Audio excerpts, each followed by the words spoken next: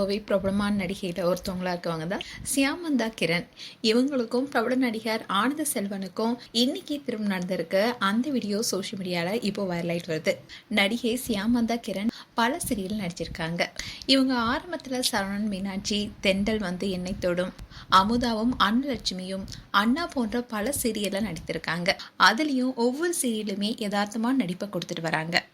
And இவங்க Pavithra ஜனானியோட close ஃப்ரெண்டாக இருக்காங்க. பவித்ரா ஈரமான ரோஜாவை சீரியல் மூலமாக பிரபலமானவங்க. இது மட்டும் இல்லாமல் பல சீரியல் நடிச்சிருக்காங்க. அண்ட் பிக் பாஸ் நிகழ்ச்சியின் மூலமாக பலருடைய மனதை கொள்ளடித்தாங்க.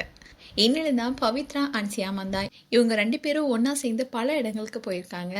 அந்த வீடியோஸ் அண்ட் ஃபோட்டோஸ் எல்லாமே சோஷியல் மீடியாவில் போஸ்ட் பண்ணுவாங்க. இப்படி இருக்க சொல்ல தான் சியாமந்தாவோட திருமணத்தில் பவித்ரா பங்கேற்றிருக்காங்க.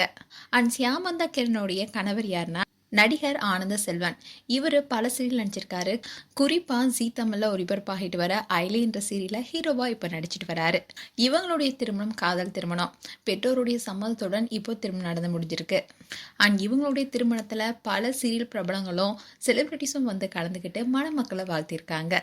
அப்போ எடுக்கப்பட்ட ஃபோட்டோஸ் அண்ட் வீடியோஸ் எல்லாமே இப்போ சோஷியல் மீடியாவில் வைரல் ஆயிட்டு வருது.